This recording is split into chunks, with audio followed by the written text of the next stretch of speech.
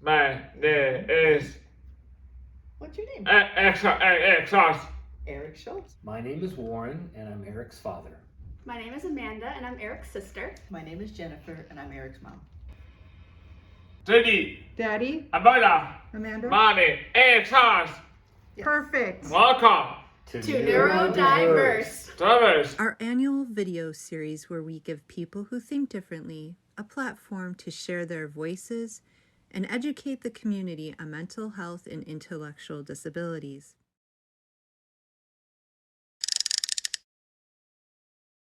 Here. Show Tina. What is it? August. Hercules. Yeah.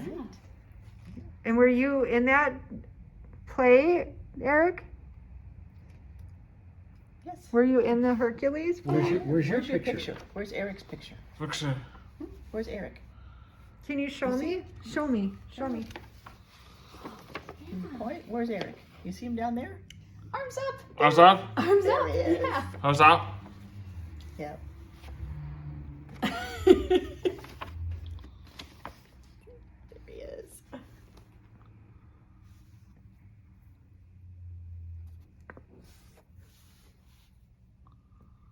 Bread. Brad. Erich had a speaking He part did. and everything. Which one should we do next? Oh, this All one. right. You got, Show right. Tina. So what is that? What is that, Erich? Brad. No. What's that? Where were we? Daddy. There's Daddy, Mommy. Mommy, Amanda, Egg. Amanda, and Eric Does that? at Disneyland. Yeah. What ride, Erich? So. Splash Mountain. Yeah. And what's hilarious about that photo is three of us are having absolute great time, and one of us is terrified. Can you tell that? which Can one? you tell who's terrified? Oh, that's a good one. What's that? Fabi. Family. That's right, sweetie. That's all of Erich's cousins. Who's on there? Cousins. Cousins. Who's on there? Do you know their names? Join names. Yeah. I usually tell him. But yeah, all of from mom's side of the family, all of our first cousins. Cousins. First Cousins, cousins, that's right. yeah. A lot of cousins, Erich. Amanda, Egg. Amanda and Eric. You driving the car there, Erich? We're pretending to. It's a fire truck. Fire talk. One of those old fire trucks. It was it was in the park where we were taking anniversary pictures, and Eric and I just kind of sat there, and he put his arm around me, and he put on shades, and was like, one of my mom's favorite pictures of us. Absolutely. Mm-hmm. What is that? And Gabby's Aunt Gabi's house. Yeah. Yeah. We went to Aunt Gabi's place for the pictures, didn't we? Who's that? Amanda, And Egg. How old were you, Erich? Ready. Oh, it's almost like a wedding. it does look like Amanda was being Cinderella, and you were Cinderella. Cinderella. Do you know what?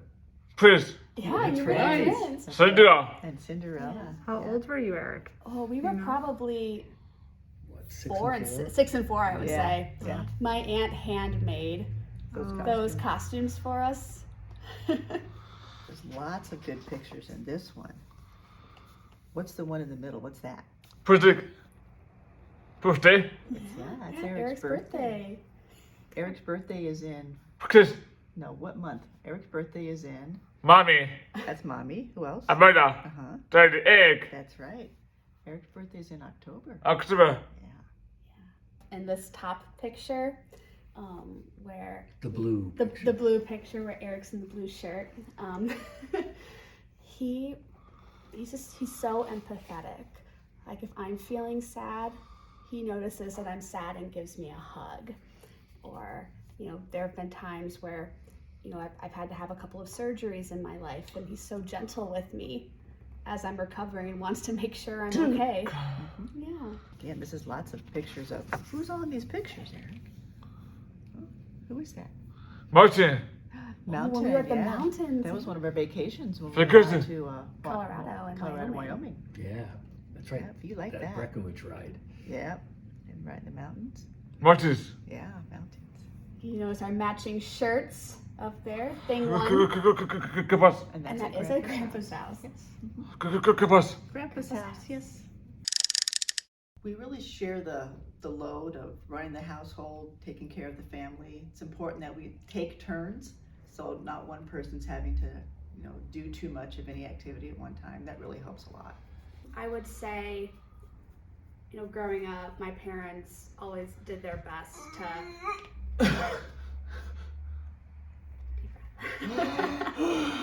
Thank you, Eric.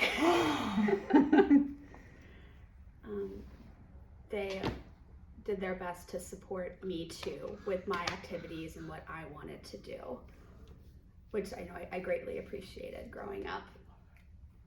We also find time to support one another by listening. Since Amanda's moved out, Jennifer and I take care of Eric and we share the load. Some days it might be a little bit more demanding than others, and it's important to be able to come down and just sort of say, hey, this happened, and just get that mutual self-support, that mutual acknowledgement that, yeah, sometimes it could be challenging. And, I started my professional career, basically I wanted to work with kids like Eric, and so I find that, not only have I brought my personal experiences into my job, but I've taken my job experiences and you help support my parents in that way. We use humor a lot to support each Yes. other. Yeah. Find the humor in the most difficult situations. If you can laugh about it, it's a little easier. And of course, it's a lifelong process.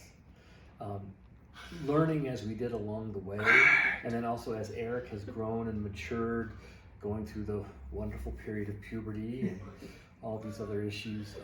We're not where we were 28 years ago, and none of us are. And in some ways, I think we've gotten better, maybe developed well springs of patience that we didn't think possible. I think at first it was challenging, not being familiar with the situation and having to go through our own learning process. But over time, you find that network of friends and colleagues, and I think we've all done this separately, but also as groups. I mean, there are friends that we have who know all four of us and understand the situation and ask questions and just let us know that they're there for us if we need them. And that's also something that's changed over time. Now that Eric has found a community here, for example, and that has really helped a lot. Now I'm a bit lost train of rail because of whatever, but I think, Eric's community here. Eric's community is important. We have Jen's family is a lot closer than my family. They've been wonderful, supportive. They may not know Eric as well as we do because of time and distance, but they understand and they're patient. I would say it took me a little longer to kind of connect with the community. When I was growing up, there wasn't anyone else like me around, someone with a sibling with autism or Weird parents. Yes. Hey, speak for yourself. So I almost felt a little bit of a distance growing up because I felt like, I couldn't relate to what, my friends with, with brothers and sisters, and I grew up differently. But as I grew up, I found what I wanted to do with my life. I found people who were kind of more familiar with my background, and I would say I have a good, work community. So it took me a while to find it, but I have one now. I think in many ways our community is very self-contained in the four of us, which is probably not surprising when you're learning to live with and work with and be around someone like Eric. But our community might be small, but it's pretty tight. The people that have taken care of Eric since he was 5 months old are still in his life. They're still part of our really extended family. It's interesting to watch Eric try to connect with people in the community, whether that's guy who delivers the mail. If he sees him on the sidewalk, as you know, Eric likes to fist bump. That's how he connects with people that he sees in the community. So it's really, it's grown over time, expanding to people who know exactly what we're going through because that's also in their families. And then people who just over time get used to Eric's a little loud, doesn't faze them. Yeah. Eric's doing something over there, like doesn't faze them. They just know that that's Eric, and it's just part of us. And on mornings when the pace bus picks him up, he'll usually only say good morning to the driver if I prompt him, but he will always reach for a fist bump. And many of them have had him before, and they go, and it always brings a smile. Something that I personally found challenging in the past was, we would be out in public as a family, and Erich would engage in some behaviors, and whether real or imagined, I could see the disapproving looks, the glances, and I couldn't help but feel a little embarrassed. Kind of made it feel like the community was judging our family a little bit. But as time has gone on, I find that not necessarily that I don't care, but it's just not as important what they think anymore because my focus is on him. I think we talked a little about Erich giving fist bumps in the community, and there's two different ways you can respond to that. He can approach a stranger to do that, and you can be all defensive. Oh, I'm sorry, he didn't mean to bother you, and you can really make it a tense situation, or you can just say, you mind giving him a fist bump? And then they will, and then they'll smile. So they're definitely the challenge of how people react to you, but if you react in a pretty friendly, calm, no big deal kind of way, that puts other people at ease, but you have to be the one to put them at ease. Over time, I think as we've all matured into this role, the various roles that we play, we will still get looks because if Erich all of a sudden vocalizes loud in the entry of a Walgreens or something like that, it's going to get attention. And what I found more and more is that usually the looks are more of curiosity now. Yeah. And I know this is just us, but if someone saw that and they were uncomfortable or whatever, or if their children didn't know what was going on, ask. And I know that many people might not like that intrusiveness of it, but yeah, Erich's autistic. It's what he is, and this is one of his characteristics. And as Jennifer said, the willingness to engage on that is part of framing it. Don't make it uncomfortable. Say it's all right. This is who he is. And I felt like for a little bit, it was kind of hard for us to bring Erich and help him connect to the community. Like for a while, we were just kind of limited in the kinds of places that we could take him. So there almost was that little disconnect. Like when we used to take him to the movies, and he would make loud vocalizations the whole time. When we got kicked out of the library once. I was going to tell that story, yeah, because he loves that echo sound. So imagine standing in the big atrium of the lobby and yelling, hearing echo, and he's smiling and so happy. We get kicked out of the library. Like, well, okay, but it was a really good sound, Erich. But he's been back to the library since and hasn't. So as he's grown and learned and matured, we've been able to take him to more places in the community. He went on a transatlantic flight to Ireland, and he went to all the places we did, and he did a great job. So as he's grown up, we've been able to have him connect more with the community at large by taking him to more places.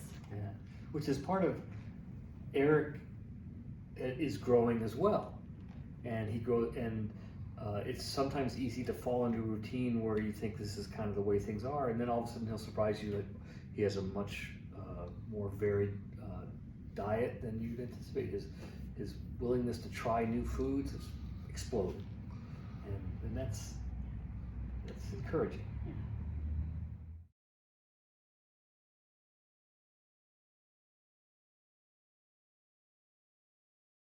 Erich is so good with technology. One of the things, he did this years and years ago. He had my cell phone, and he changed all the icons for my apps to Disney characters. Oh, I remember. I did not know how he did that, and I wasn't quite sure how I was going to undo it, but my phone had all these little Disney heads for my icons.